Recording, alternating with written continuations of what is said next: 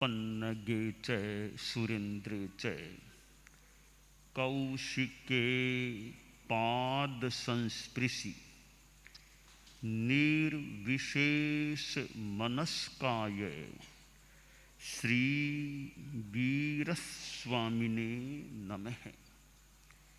भगवती सूत्र में कहा गया है, से किम तम व्युसज्ञे व्युसज्ञे दुविहे पन्नत्ते तंजहा दब्ब व्युसज्ञेय भाव व्युसज्ञेय।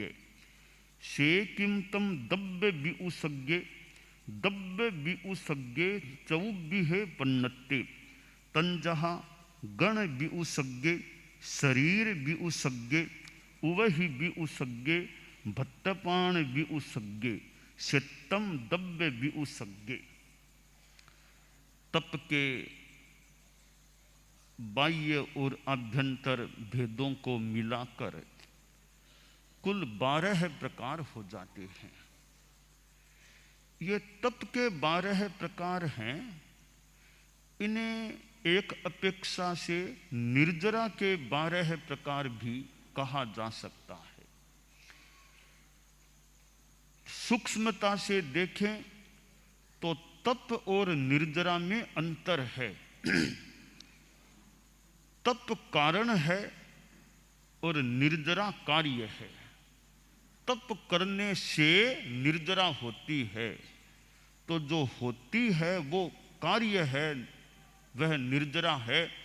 उसके होने में जो कारण है, साधन है, उपाय है, वह है तप। तो ये 12 प्रकार वैसे वास्तव में तप के 12 प्रकार हैं, किंतु इनसे जो प्राप्ति होती है वह निर्जरा है। और कारण और कार्य में अभेद कर लें कि कारण कार्य, कारण से होने वाला कार्य दोनों एक से ही हैं, दोनों को एक मान लें, अभेदोपचार कर लें, तो जो तप के 12 प्रकार हैं उनको निर्जरा के 12 प्रकार भी कहा जा सकता है, कहा गया है। वैसे वास्तव में ये तप के 12 प्रकार होते हैं। जो 12वां प्रकार है, यानी आभ्यंतर तप का 6ठा और कुल 12 प्रकारों में तप का 12वां प्रकार है, वह है व्युत्सर्ग। भगवती सूत्र में व्युत्सर्ग पर प्रकाश डाला गया है कि व्युत्सर्ग 2 प्रकार का होता है। व्युत्सर्ग छोड़ना, त्यागना, तो द्रव्य व्युत्सर्ग और भाव व्युत्सर्ग। अब द्रव्य व्युत्सर्ग क्या है? वो है कि एक चीज को छोड़ना, पदार्थ को छोड़ देना, चीज को छोड़ देना, जो बाहर के रूप में छोड़ना हो जाता है, वो द्रव्य व्युत्सर्ग है। उसके 4 प्रकार बताए गए हैं। गण व्युत्सर्ग, दूसरा शरीर व्युत्सर्ग, तीसरा उपधि व्युत्सर्ग, चौथा भक्तपान व्युत्सर्ग। ये त्याग सबसे पहला प्रकार बताया गया, गण व्युत्सर्ग, कि गण को भी कभी छोड़ देना, संग को भी छोड़ देना। यह वैसे बहुत बड़ी बात है। वर्तमान में हमारी जो व्यवस्था है उसमें यह सामान्यतया गण छोड़ने की विधा सामान्यतया मान्य नहीं है, अच्छी नहीं है, यानी मोटा मोटी नहीं करने की है। प्राचीन काल में जब थोड़ा विशेष एक साधना का क्रम का प्रसंग होता तो संग मुक्त साधना की भी बात आती है कि एकाकी साधना, अकेला साधना करो।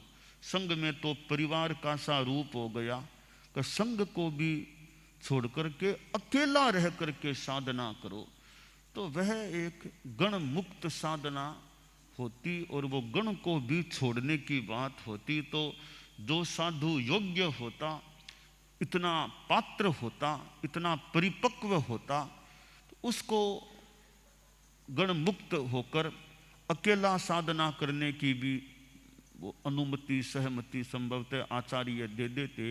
वो अकेला होकर के भी साधना करने, एकाकी साधना की भी बात हमारे यहाँ जैन वाङ्मय में प्राप्त होती है। साधु भी अकेला साधना कर सकता है। स्वयं आचार्य भी इच्छा कर ले कि मैं भी अब अकेला होकर के साधना करूं, इतने समय तक संघ की सेवा की है, अब अपनी आत्मा की विशेषतया साधना करूं, संग मुक्त होकर के अकेला, कोई मेरे साथ नहीं रहे, अकेला रह करके साधना करूं।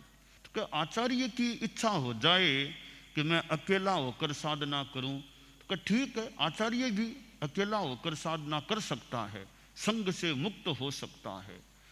परंतु कि आचार्य को अगर संग को छोड़ना हो और अकेला विशेष साधना करना हो, तो आचार्य के लिए जरूरी है कि पहले उत्तराधिकारी की संघ की भावी व्यवस्था कर दे। तो उसके लिए आचार्य अपने शिष्य को तैयार करे और तैयार करके जब लगे अब मेरा यह शिष्य परिपक्व हो गया, तैयार हो गया, मेरी जगह बैठने के लायक हो गया, ऐसा वो लगने लग जाए, तो एक जगह मैं भूल न करूं, तो एक ग्रंथ में बात आई है, मेरी भूल न हो, विस्मृति न हो, तो क्या आचार्य एक साधु को भी तैयार कर दे, एक साध्वी को भी तैयार कर दे, ताकि साध्वी साध्वियों की सार संभाल कर सके। अरे आचार्य तो है ही पूरे एक मान लो मुखिया बने, तो दो तैयार कर दें, दोनों तैयार हो जाएं, तो फिर आचार्य संघ के सामने अपनी बात रखे कि यानी मैंने इतने समय तक संघ को संभाला है, सेवा की है, अब मेरी इच्छा हो गई है कि मैं संघ से मुक्त होकर के एकाकी रह करके अपनी साधना करूं, और इसके लिए मैं संघ को अनाथ नहीं करूंगा, मैंने संघ के लिए मेरे शिष्यों को तैयार कर दिया है, यह मेरा साधु शिष्य है, इसको मैं अपना दायित्व सौंपना चाहता हूं और मेरा सारा दायित्व यह संभालेगा, और मैं अब संघ से मुक्त होकर अकेला साधना करना चाहता हूं। तो आचार्य उस अपने शिष्य को सारा दायित्व सौंप दे, संघ को बता दे यह शिष्य अब मेरी जगह रहेगा, शिष्य को भी शिक्षा दे दे कि देखो यह संघ अब तुम्हारे जिम्मे में है, संघ की सार संभाल करना तुम्हारा काम है, बाल है, वृद्ध है, जो भी रोगी सबकी संभाल करना है। संघ को भी आचार्य बता दे कि आप लोग भी जैसे मुझे सम्मान देते थे, वही सम्मान वही आप अब मेरे शिष्य को देना, अब मेरी जगह यह है, जैसे मुझे महत्व देते अब आगे मेरे इस शिष्य को महत्व देना, और मैं विदा ले रहा हूँ। यों संघ की समुचित व्यवस्था करके फिर आचार्य संघ से अभिनिष्क्रमण कर दें और वो अकेले चल पड़े। और साध्वियाक साधु वो दूर से देखते हैं, वो हमारे गुरुदेव वो जा रहे हैं, वो हमारे गुरुदेव जा रहे हैं, वो देखते रहते हैं। जब वे आँखों से ओझल हो जाते हैं चलते चलते, तब उपाश्रय के वे अंदर आ जाते हैं और सोचते हैं भी देखो हमारे गुरुदेव ने कितना कठोर रास्ता लिया है, अकेले साधना के लिए चल पड़े हैं।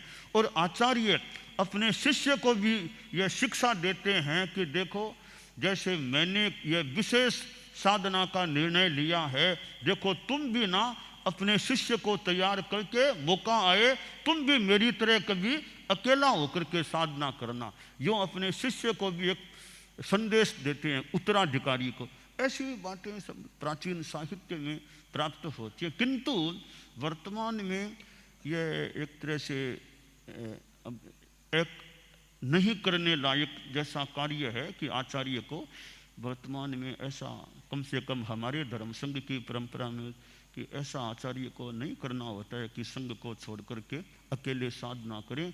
वो तो ज़्यादा से ज़्यादा ही करना हो तो गुरुदेव तुलसी की तरह तो फिर भी कोई कर ले, ज़्यादा से ज़्यादा करना हो तो गुरुदेव तुलसी बन जाए, अपना पद छोड़ दे, पद शिष्य को सौंप दे, खुद अपना जो ज्ञान स्वाध्याय जो करना उसको गण में रहते हुए अपनी साधना करो।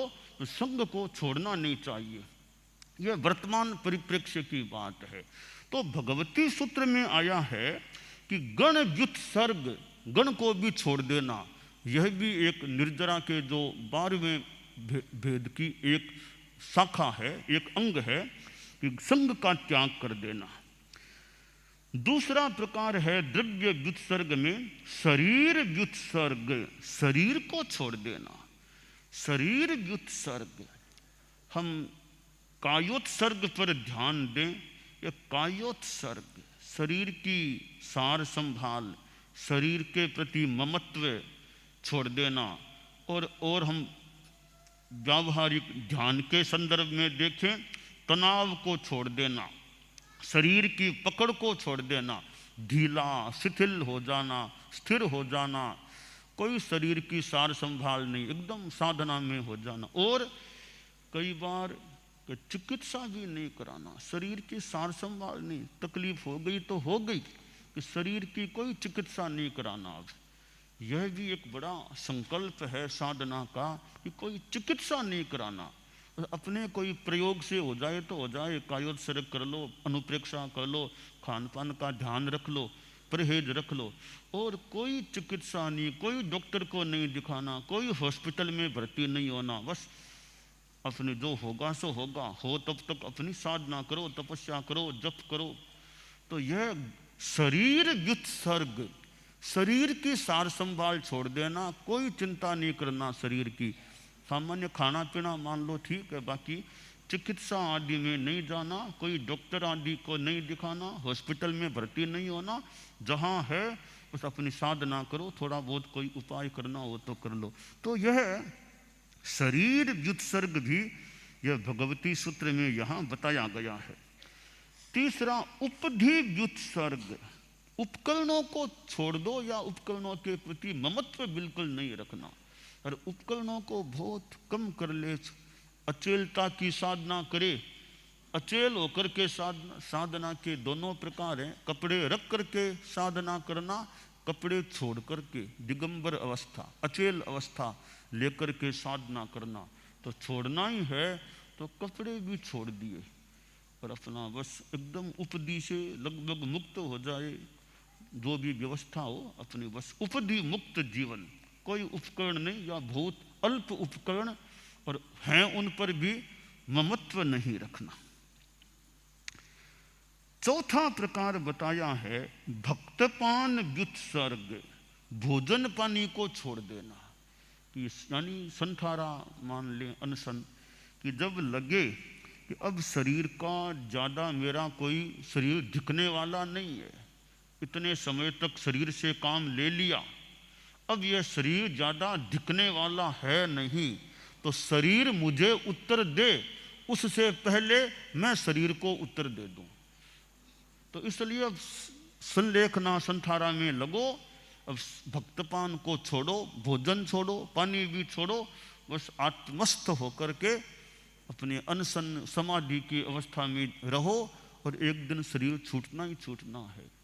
तो यह भक्तपान व्युत्सर्ग, तो यह भी एक सुंदर बात है कि आदमी सोचे भी जीवन अच्छा जी लिया है, काफ़ी अच्छा जी लिया है, काफ़ी जीवन गया लगता है, अब जीवन थोड़ा ही बचा लगता है। जैसे परम पूज्य आचार्य भिक्षु थे, सिरियारी पधार गए थे चतुर्मास के लिए, और बाद में वो सावन का महीना, पहले तो गोचरी भी करते थे, परिश्रम करते थे, बाद में उनको लाग अब आयुष्य निकट है, अब आयुष्य समाप्ति की तरफ लगता है, तो अब साधना में लगना चाहिए। तो आखिर उन्होंने संठारा ले लिया, जो शरीर को छोड़ना, अब शरीर दिखने वाला नहीं लगता, संठारा ले लिया, और आखिर भाद्रव शुक्ला त्रयोदशी को उनका संठारा सिद्ध हो गया। तो यह भगवती सूत्र में कहा गया है भक्तपान व्युत्सर्गे, भक्तपान का भी परित्याग कर दो, जब अवसर आए भक्तपान का परित्याग करना। तो यह इलाज कराना भी एक सीमा तक तो मान ले, हॉस्पिटल डॉक्टर ये बाद में जब लगे अब ठीक है, अब इसमें ज़्यादा नहीं जा करके अपने एक जगह रह के बस साधना में लगो, हॉस्पिटल में अब जाने से बचने का प्रयास रखो। तो यह भी एक बहुत साधना की बात है भी कि अब एक उम्र आ गई, अब शरीर से काम इतना ले लिया, अब साधना में लगो। और हॉस्पिटल डॉक्टर दवाई इन तीनों से ज़्यादा बचो, साधना में ज़्यादा रचो, ज़्यादा साधना करो। तो शरीर परक चिंतन है, फिर एक समय आए बस आत्म परक चिंतन, सारा ज़्यादा चिंतन का केंद्र आत्मा हो गई। अब कोई इलाज में समय नहीं लगाना है, कोई डॉक्टरों को नहीं दिखाना, बस अपनी साधना में ज़्यादा समय लगाना है। अब शरीर छूटे, शरीर तो कभी छूटना ही है, अब मेरा ध्यान शरीर में ज़्यादा न रह करके आत्मा में ही लगे बस, तो मेरी आगे का रास्ता मेरा अच्छा बने। तो यह एक प्रशस्त चिंतन है कि एक अवस्था तक तो मान लो डॉक्टर को भी दिखा दिया, हॉस्पिटल चले गए, अब इतनी उम्र आ गई है, अब शरीर में ज़्यादा कोई दम है नहीं, तो फिर इतना अब क्या शरीर का ध्यान देना, आत्मा का ज़्यादा ध्यान दें, त्याग तपस्या संयम इसमें ज़्यादा लगें, और हॉस्पिटल से जहाँ तक हो सके निवृत्ति रखें, बस अपनी साधना में ही ज़्यादा रहना है।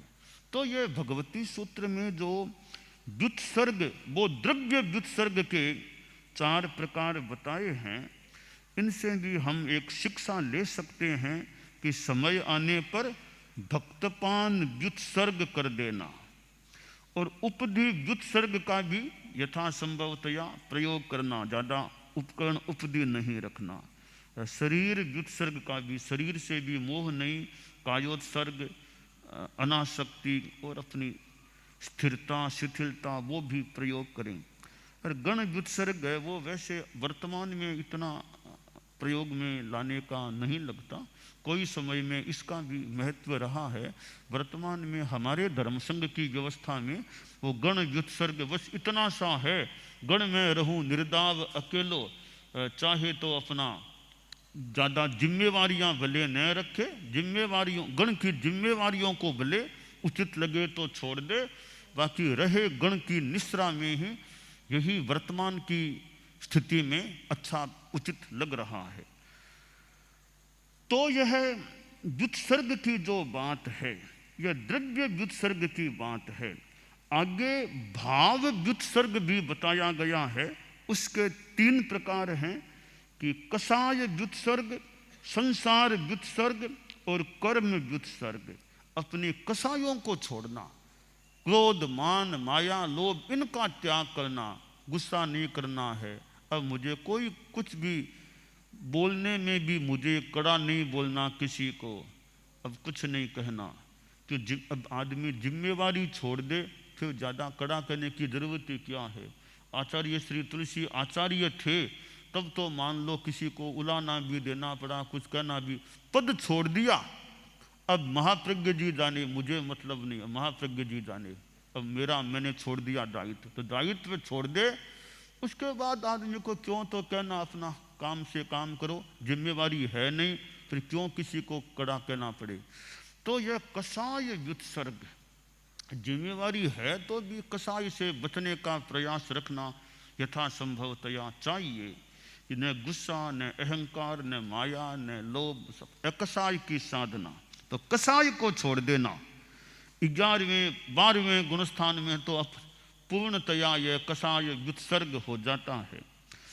कर्म व्युत्सर्ग, सारे 8 कर्म छोड़ दे, 8 कर्म कट जाए। 14वें गुणस्थान की संपन्नता के साथ या ठीक बाद या अगले समय में मान लो प्रथम समय ना सिद्ध 4 कर्माना अंश कब, तो फिर 8 कर्मों का व्युत्सर्ग हो जाता है। तो यह भाव व्युत्सर्ग है कि कषाय का व्युत्सर्ग, संसार का व्युत्सर्ग और कर्म का व्युत्सर्ग। तो ये जो व्युत्सर्ग हैं, जो 2 प्रकार के हैं, द्रव्य और भाव, तो ये सारी ये संसार में जन्म मरण की परंपरा ही समाप्त हो जाए, नरक, तिर्यंच, मनुष्य, देव चारों गतियों से मुक्ति मिल जाए, पांचवी गति वो मोक्ष का स्थान प्राप्त हो जाए।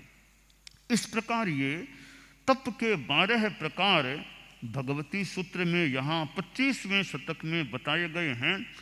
मैंने पिछले कई दिनों में ये तप के प्रकारों पर कुछ प्रकाश डालने का, और यह भगवती सूत्र में आधार है ही, प्रयास किया है।